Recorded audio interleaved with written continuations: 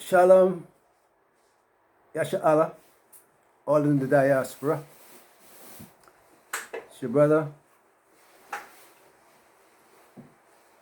Banyamin here in the Bahamas, Leonard. Today, we come to you, the word from the Most High, and we trust you hear this word, that you really hear it and apply yourself to it. We are at a very pivotal point in our history, and the issues that I'm bringing to you here are very critical for us to examine and give attention to and comply with the requirements thereof. The title of our presentation here is The Levitical Priest Agenda. Yes? I want to say, first of all, or help myself to help you with the understanding that the Romans are of the people that we call Italians, or the Italians are the people we know as the Romans. And in Rome, Italy is where the seat of the papacy is. I say that to help solidify in your mind and in your thinking who and what we are dealing with as the papal seat of Romish authority. And so I'd like also to share with you the fact that during this year's Passover, the Father, the Rawat, revealed to me the individual who was Satan's, as we say, right-hand man, concerned with the enslavement of Yasha Allah. And when he showed this to me, he spoke a name in my hearing. About 2 or 3 times he spoke the name as he was bringing a revelation to it and showing me. And I don't remember very clearly the pronunciation of the name. I'm only faintly recognizing that the name was Italian, and I'm not sure. It might be similar in sound to the Illuminatis, something in that range of sound. In any case, we have now been able to see who the individual was. Italian, he was, and his profile is similar to that of the man on the $10 bill, the U.S. $10 bill. What's his name? I don't recall his name at the moment, but the man on the $10 bill has a very similar look to that of the one that was Satan's right-hand man to enforce slavery over the 12 tribes. Well, in this case, it would have been, at that time, directly the tribe of Yahawada. The 3 tribes, what we call it in English, the bastard English, Judah, Benjamin, and Levi. These were the ones that were brought out of Africa directly to be enslaved under Esau. And then so the individual, as I was saying to you,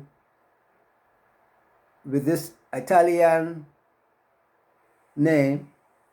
sounding name, has the look of the guy Hamilton on the $10 bill. The guy looks very similar to Hamilton, but he seemed to be a little bit larger, a little bit bigger, and he had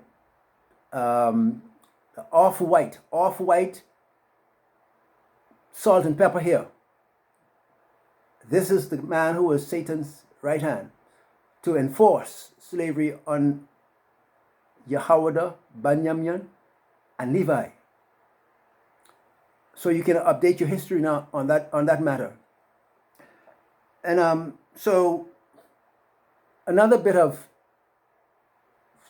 top priority information and knowledge I share with you is that in Storm Dorian, the Mashiach went into North Abaco. You know North Abaco in the Bahamas? And in the storm slaughtered many of the Levite sleepers. The Levite sleepers who are confederate in the anti-Messiahship, or as they say in the bastard English, the Antichrist. But the word is actually, if we put it in proper context, the word would be anti-Messiah or anti-Mashiach. And this is what the Levites have devolved into, as is proposed in the book of 2 Thessalonians chapter 2, that people have been citing as the revelation on the Antichrist. No. The word is anti-Messiah. And it is in relation to the priesthood of the Most High, Yahweh. The priesthood being in cooperation with Esau, Catholic Church, having taken the turn and accepting the role of anti-Messiah, to the chagrin of the 12 tribes, or more directly speaking, to the leading tribes, which is in the house of Yehoiada, Judah, Benjamin, and Levi.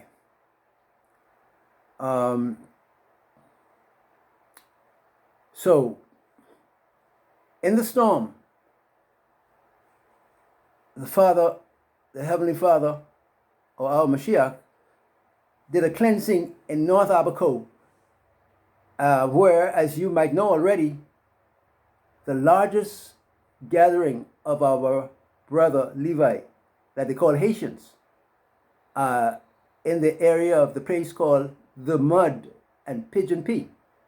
This is where they were hanging out in the north of the country, and gathering their steam, gathering their putting their program together for a descent on the three tribes, Yehoiada, Benjamin, and themselves, the people in their own tribe, that as I said before, are in serious upheaval, as many of them, particularly the young, are seeking to divorce themselves or deliver themselves from being bound to the oath of declaration against being the priesthood of the Most High, in cooperation and in conjunction with Esau and the Catholic Church. Serious information. So, those who probably had a similar feel or thinking for the matter of the storm Dorian and what it entailed,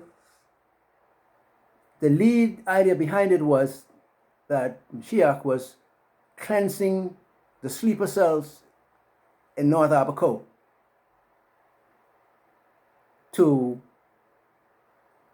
I suppose, it was part of the plan of giving us, the larger population of Yahweh, Benjamin, and Levi, giving us a time to get more understanding of what actually is and what's happening to our tribe. As you know, in Zephaniah 12 and 7, I believe it says that Yahweh shall save the tens of Yahweh first. And so we're in the period now, the Ruach is bringing revelation to exactly who Levi is, as having let himself out to the position prescribed in the book of Thessalonians of the anti-Messiah. This is where we, the three tribes of Yahweh, the three principal tribes, have been locked down and hampered, kept stultified in trying to come to grips with our position and the timing of the prophetic events concerned with these end time movements and prophecies. And so now, this is our principal fight in Yahweh with Levi, our brother who has defected to the anti-messiahship. This is where the depth of our battle centers. And because we didn't understand this, we were lacking in ability to further understand exactly where we were and are on the prophetic time clock.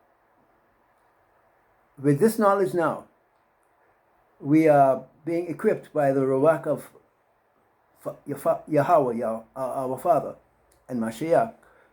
We are now on firm footing, on solid ground in our understanding of the future prophetic events. And so we're talking about the Levitical priest agenda. And I would have mentioned before now, that the Levitical priesthood agenda is tied to the magical what's the word I need? The magical properties, or what describes the nature of our lockdown in Yahweh, the three tribes in principle. The thing that has hampered us and still was hampering us until now is the fact that our brother Levi has defected to a league with Esau to become the anti-Messiah. This is where our problem has been centrally located. And so as the anti-Messiah, Levi has been granted, maybe I should say, a copy of the Amun-Ra Sephirothal tree. We did some work, and no, let me backtrack. We were delivered from the Mizraim, Egyptian Sephirothal tree arrangement that our forefathers had to fight with many years ago. We were now, only now, in the time of Shavuot, we were delivered from that Sephirothal tree and the Kabbalistic 8 that I was shown to bring you to understand was where Benjamin himself, the last son, was tied down and locked down by Esau. Well, let me back up a little bit. Locked down by Satan through Esau. Benjamin was locked down in a way that would have been a blockage against the whole house of Yehoiada and the 12 tribes altogether. Benjamin was the place where the whole 12 tribes was locked down because of the position, the spiritual, emotional, and mental position that Benjamin was placed in by the Edomites. Benjamin was secretly their place of worship, the Edomites' place of worship, where they would gather around Benjamin to confess their sins over him for their release. Well, let me bring it a little more clearer to you. In the slavery of this period that we're speaking of, the slavery was of the 3 tribes, Yehoiada, Benjamin, and Levi. This is the key understanding. And so in slavery, Satan had a program to use Benjamin as the place that he would lock down the 3 tribes and in fact, it reverberates. The problem spreads out to all the tribes, but it's coming principally through the lead tribe, Yehoiada. So they were locking Benjamin down in a way that they were making Benjamin principally the sacrificial offering for themselves. Oh, Boshai. And so their cruelty was, as I had shown already, I don't know if you saw the video, that they made Benjamin, they caused him to be turned into, in his mind, in his mental outlook, spiritual and mental outlook, his mind was turned into that 8 figure that you see like a train track. His mind was turned into what they call the Kabbalistic 8 that we have already been delivered from a few weeks back at Shavuot. And the Egyptian, Mizraim,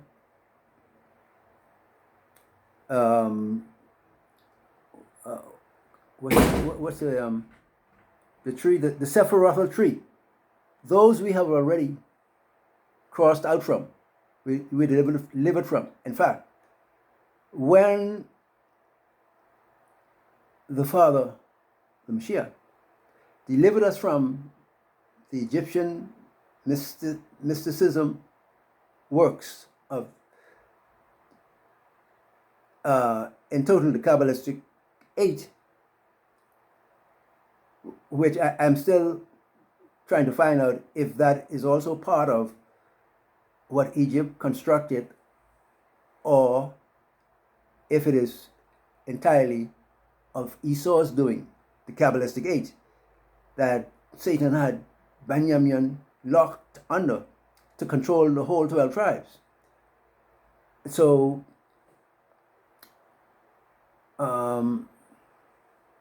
we have already been delivered from that part of the problem. Where we have been kept at bay and kept under was in the fact that our brother Levi defected and became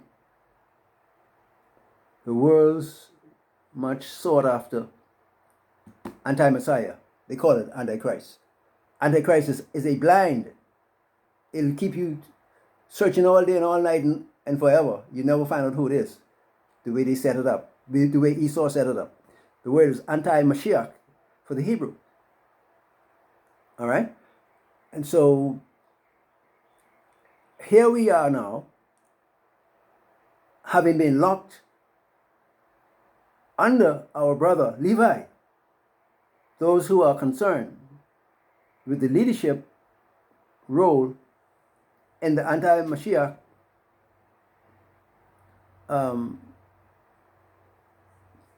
arena. I'll use that word.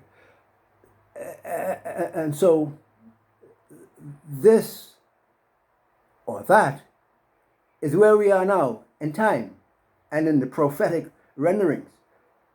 This is where our battle is in Yahweh directly, and for the rest of the tribes to assist us with prayer and the spiritual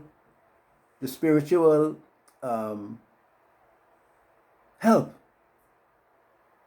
to overcome what our brother Levi has been doing unto us, to help to keep control of us under Edom and Satan. And they thought you'd never find out. This is why they had been so seriously concerned with me, your brother. Because my aunt, as I said before, within 2 weeks of my birth, had a visitation of the Baphomet. Ugly, disgusting thing. And in that transaction between them, there was a transaction between them where the Baphomet said to her, ask her to make me a sacrifice unto him. The Father brought this to me by revelation. Only, a few weeks at the most. Actually, in May, I think it was. But as I journeyed through the knowledge of the information to get a firm and clear understanding of what that meant, I can tell you that my life was in turmoil for these approximately 68 years of my life. Hell. This is maybe a one-word description of what I was going through all of my life.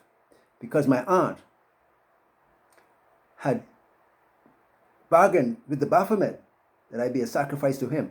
And in cooperation with her Turks Island lover, whom she turned me over to as I was about roughly 10 or so years, 11 years. It was an arrangement between them as adults, that as I was a younger individual, because she had the familiarity with me, and she was the one that the Baphomet contacted to make me a sacrifice. She now, as I was growing older, the way of grooming your child and children in general. There's a time of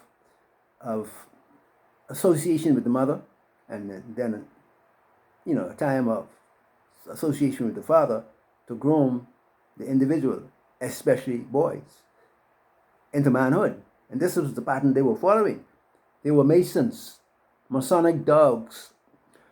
And so she, my aunt, turned me over to the Turks Island lover, who actually had the hookup with IT from his younger days, from his young days.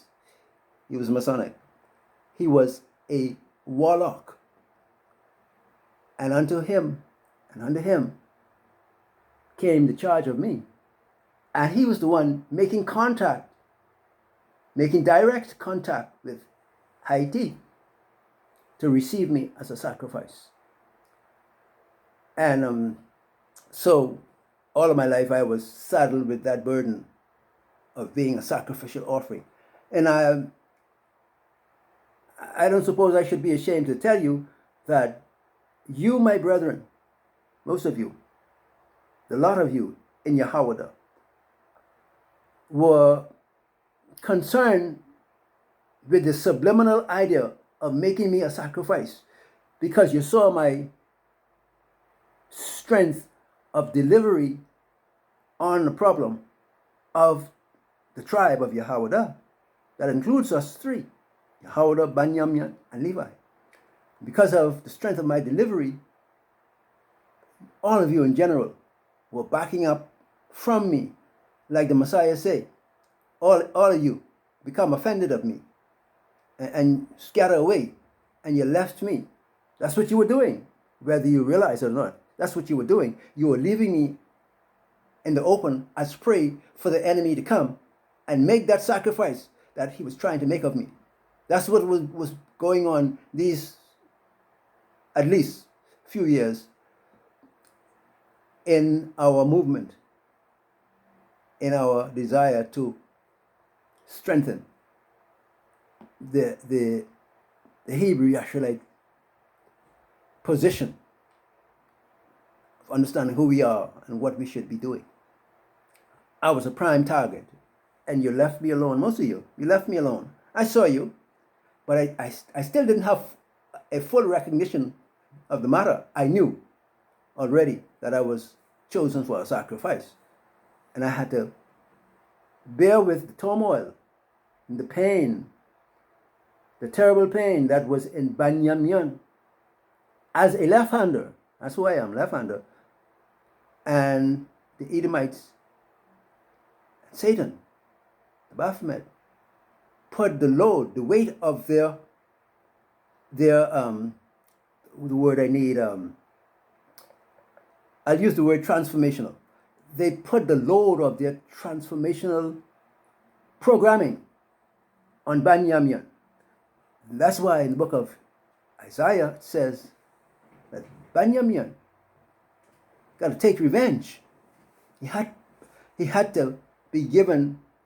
The Most High had to cleave out in the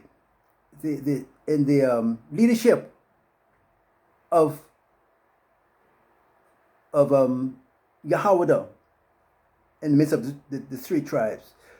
The Most High had to cleave out a place where Banyamyan could avenge the atrocities that Satan and the Edomites perpetrated on him, particularly the left-handed ones. This is the ones they were concerned with. And you might have heard the saying that left-handers owe the devil a day's work. My aunt tried that on me as a boy, and it made me so furious. I was like at a point of exploding towards her, being still a young boy. But man, done something to me from then until now. Now, as of a couple weeks now, it's a little over a week now, in my travel, in my searching to come to grips with the sacrificial offering that my aunt had proposed unto the Baphomet at the time of me being not even 2 weeks old. But by revelation, the Spirit revealed it to me and showed it to me, so that I was able to come to the place where now I could exercise the grace of the Mashiach to do the forgiveness part, to effect my release from the grip of the Baphomet, and coinciding with our relief as Yahawada in the three principal tribes. What was going on with me, as I was chosen for this particular sacrifice, as I said, Banyamyan was chosen, the left-hander ones, to be the place where the Baphomet